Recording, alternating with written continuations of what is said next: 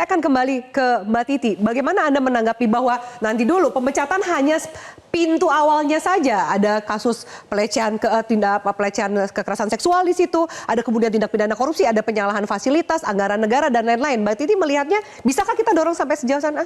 Saya setuju ya dengan Mbak Oki. Pertama begini, pelapor atau pengadu itu adalah korban. Jadi itu harus ditempatkan. Jangan kemudian terjadi reviktimisasi pengkondisian dia sehingga menjadi korban berkali-kali dengan kesalahan cara pandang dan paradigma kita melihat perkara ini. Jadi harus dilihat bahwa dia adalah korban dari sebuah relasi kuasa. Meskipun ada perjanjian balik nama apartemen, lalu kemudian ada biaya bulanan sampai ada angka 4 miliar yang harus diberikan. Tapi harus diingat itu adalah eskalasi dari tipu daya dan juga bujuk rayu memanfaatkan relasi kuasa tadi. Jadi situasi itu tidak akan tercipta kalau tidak ada kemudian manipulasi informasi, pendekatan secara intensif menggunakan hubungan relasi atasan bawahan. Ini beliau ini PPLN loh, yang satu lagi adalah ketua KPU. Jadi jangan kemudian kita melakukan pengadilan tanpa kemudian fakta-fakta, baca putusan kalau mau tahu begitu ya. Yang kedua, DKPP mengatakan selain tindakan asusila, tapi juga terbukti penyalahgunaan jabatan, wewenang dan fasilitas negara. Dan yang lebih buruk lagi, bagaimana struktur birokrasi KPU bisa dimobilisasi untuk melayani kepentingan personal yang sangat tidak berkaitan dengan jabatan. Jadi makanya saya selalu merekomendasikan sebenarnya kalau mau bikin pansus pansus KPU, hak angket KPU, situasi hari ini sudah memenuhi syarat. Tapi berani nggak anggota DPR atau fraksi-fraksi di DPR untuk kemudian menggelontorkan yang tadi Mbak Titi katakan? Apa kerugiannya? Karena kan ini untuk kepentingan pelaksanaan, meneliti pelaksanaan undang-undang pemilu. Sebut contoh ya. Pertama, di awal masa tugas mereka, skandalnya adalah soal manipulasi verifikasi partai politik. Habis dari itu bagaimana mungkin surat suara sudah didistribusi lebih dulu di misalnya Taiwan. Kemudian simulasi kesalahan dalam memberikan dummy surat suara. Siapa yang menanggung kerugian? Negara semua kan? Lalu kemudian dengan gampangnya mereka misalnya menyatakan, oh itu human error. Itu bukan human error, itu memang tidak punya kapasitas saja. Dan kemudian banyak kasus lain, misalnya di kasus keterwakilan perempuan. Jadi memang KPU yang sekarang secara personel dan kelembagaan punya problem struktural. Satu, menghapus peraturan KPU yang melarang nikah siri dan tinggal satu rumah tanpa perkawinan. Itu siapa? 7-7-nya sepakat kok. Kalau memang punya komitmen keterwakilan perempuan, perlindungan hak-hak perempuan, tidak akan diubah itu pasal. Itu legacy. Kok bisa 7-7-nya sepakat? Apa saling pegang kartu sama lain? Kalau adakah unsur politik gitu, Mas Adi, lihat kasus ini tuh sejauh mana Anda lihatnya? Ya saya nggak tahu ya apakah ada unsur politis atau tidak, tapi menurut saya kalau semua komisioner sepakat, layak untuk kita curigai.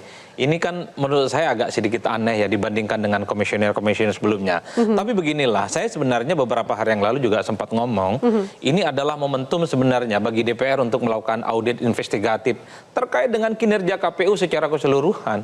Saya kira kalau kita membaca cek data secara umum, bukan hanya ketuanya yang dipersoalkan. Kan selama ini kinerja KPU secara umum itu kan disorot. Ini jangan-jangan memang gunung es yang sebentar lagi sebenarnya tunggu meleleh. Kan kemarin sempat dibicarakan oleh kawan-kawan DPR soal gaya hidup mereka yang hedon, naik private jet, kemudian dugem dan seterusnya. Mengerikan betul, Vi. Saya ingin mengatakan bahwa menjadi pemimpin publik di negara ini, kata para filosof dan para agamawan di negara ini, Anda itu kalau berkuasa, Anda itu kalau menjadi pejabat publik, maka berlakulah selayaknya Anda seperti malaikat. Jangan pernah melakukan sekecil apapun itu kesalahan. Karena semua perkataan, tindakan, perbuatan, dan seterusnya, itu akan menjadi sorotan-sorotan publik. Jadi itu yang saya kira, saya belum menemukan nih di antara kawan-kawan KPU.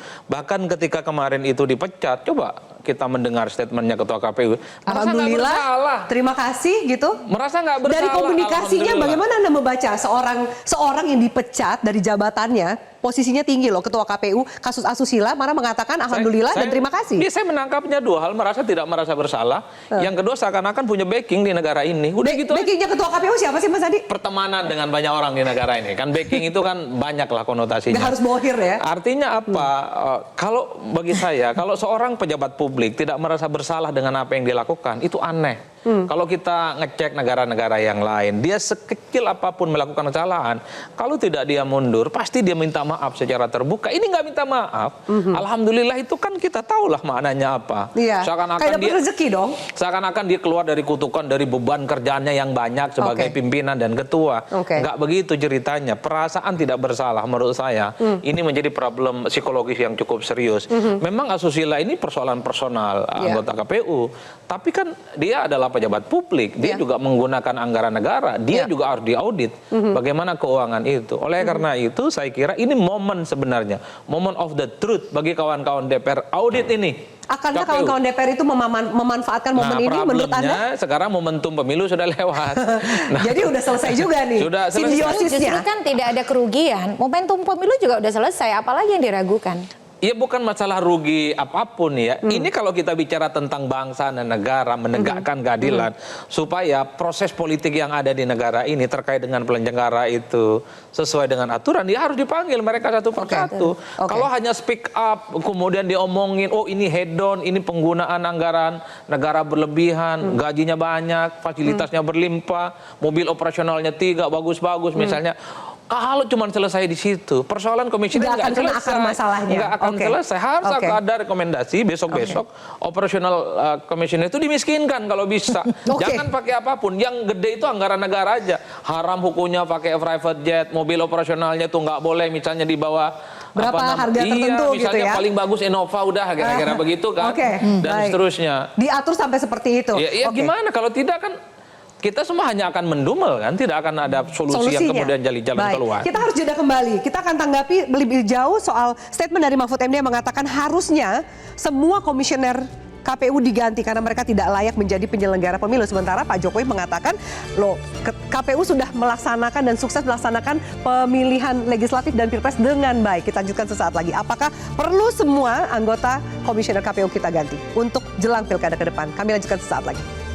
Jelajahi cara baru mendapatkan informasi. Download Metro TV Extend sekarang.